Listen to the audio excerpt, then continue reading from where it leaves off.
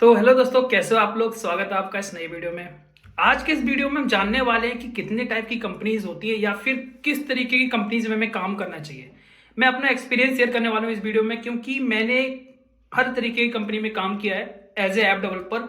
कुछ छोटी कंपनियां थी, अलग अलग एनवायरनमेंट में मैंने जॉब की है। ठीक है, तो मैं आज को इस वीडियो में शेयर करने वाला हूं कि हम किस तरीके की कंपनीज में, मतलब किस तरीके का एनवायरनमेंट होता है। ठीक है, ये सारी चीजें मैं शेयर करने वाला हूं अपने एक्सपीरियंस से।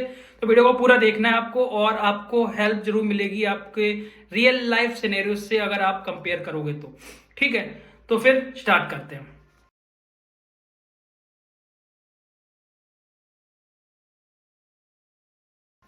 तो सबसे पहली चीज, जब मैंने अपना करियर स्टार्ट किया था तो मैंने सबसे छोटी कंपनी में जॉब की थी। ठीक है, और स्मॉल कंपनीज मतलब जहां पे 5 और 10 आपकी एक डेवलपमेंट की टीम है, जहां पे 2-4 लोग ही हैं, एक बैकएंड का बंदा है, एक ग्राफिक डिजाइनर है, एक आप हो जो एज ए ऐप डेवलपर, या फिर अगर आप वेब डेवलपर हो तो वहां पे काम कर रहे हो। ठीक है जी, छोटी सी टीम 2-3 लोगों की।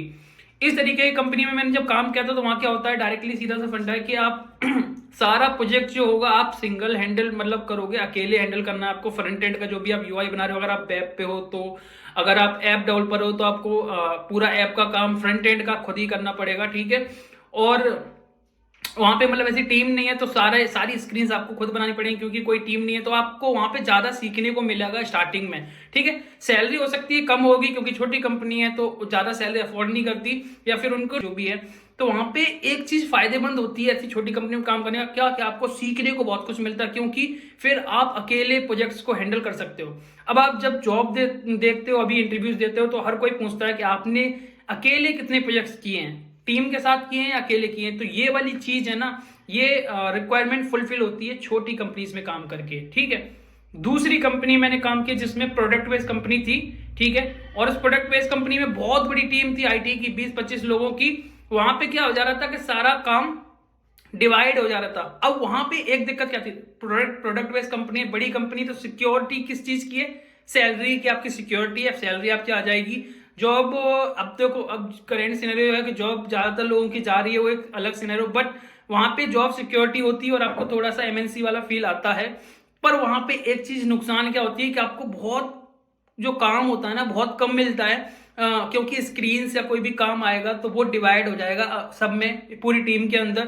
तो वहां पे आपको बहुत कम चीजें सीखने को मिलती हैं। और प्रोडक्ट बेस में क्या है कि एक ही प्रोडक्ट पे काम कर रहे हैं, अलग चीजें हम एक्सप्लोर नहीं करना चाहते, क्योंकि कंफर्ट जोन में चले जाते हैं। ठीक है, तो वहां पे ये एक छोटा सा नुकसान होता है। तीसरी कंपनी जिसमें मैं अभी लास्ट टाइम काम कर रहा था, कि आईटी कंसल्टिंग कंपनी होती है, इसमें क्या है कि आपको हायर किसी और ने किया। ठीक है, और आप काम किसी और क्लाइंट के साथ कर रहे हो, तो वहां पे क्या होता है कि आपको टिकट्स वगैरह देने, क्योंकि जब आप एज ए कॉन्ट्रैक्ट बेस पे काम करो, मैं एज ए कॉन्ट्रैक्ट पे काम कर रहा था, 1 साल का कॉन्ट्रैक्ट था। ठीक है, तो वहां क्या होता है कि हर चीज फिक्स है। फिक्स का मतलब क्या है कि आपको टाइम पे काम देना पड़ेगा, क्योंकि आप एज ए कॉन्ट्रैक्टर हो तो आपका टाइम भी तो है ना। तो हर हर महीने में आपका एक टाइम वर्क का होता है ना, वर्क की जो भी सीट होती है चेक करी जाएगी, आपको डेली बेसिस पे काम क्या किया, ये सारी चीज आपको फिल करनी पड़ेंगी।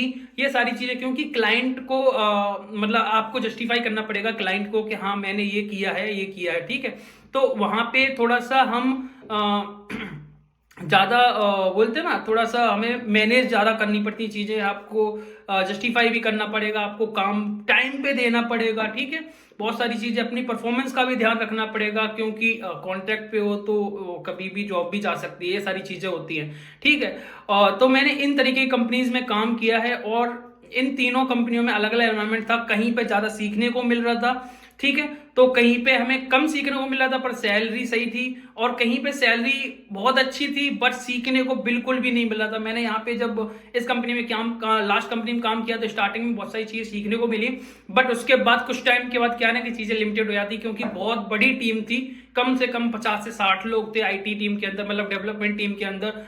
कोई बैकएंड से कम रिएक्ट नेटिव के डेवलपर ही थे 15 से 20। ठीक है, तो सारी चीजें वहां पे डिवाइड हो जाती थी, बहुत कम काम आता था, और फिर आपकी परफॉर्मेंस जस्टिफाई नहीं हो पाती इस केस में, क्योंकि अगर आपके पास काम ही नहीं आएगा लास्ट में जब रिपोर्ट जाएगी आपकी परफॉर्मेंस की, तो उसमें आपको क्या आप क्या लिखोगे डेली बेसिस पे कि आपने क्या किया। एक टाइम के लिए फील होता है कि हाँ ये ठीक था, कि मतलब कंफर्ट जोन में आ गए, सैलरी मिल रही है, काम नहीं मिल रहा, बट ये बहुत ही ज्यादा नुकसान करती है आपके फ्यूचर में, आपकी कैरियर ग्रोथ के लिए, क्योंकि आप आगे जाके जब अगली जॉब देखोगे तो आप जस्टिफाई नहीं कर पाओगे कि आपने पिछली कंपनी में क्या किया।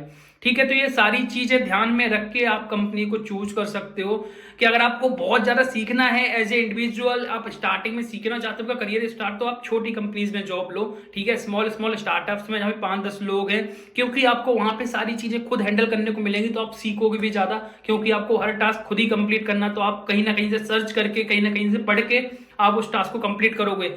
अगर आपको थोड़ा सा सीखना भी है और सैलरी की सिक्योरिटी चाहिए, तो आप मिड लेवल की कंपनी में जा सकते हो, जैसे मान लो प्रोडक्ट बेस या सर्विस बेस है, बट ज्यादा बड़ी कंपनी नहीं है और ठीक है। ठीक है, और आपको अगर एमएनसी में जाना है, बहुत बड़ी कंपनी में, सिर्फ पैसे सिक्योरिटी चाहिए, ज्यादा सीखना ही नहीं है, तो भाई आप जा सकते हो बड़ी कंपनीज के अंदर। मैंने हमेशा चूज की थी छोटी कंपनीज, क्योंकि मुझे सीखना था। बाकी मिलते हैं नेक्स्ट वीडियो में। अगर वीडियो अच्छा लगा है तो लाइक जरूर करना।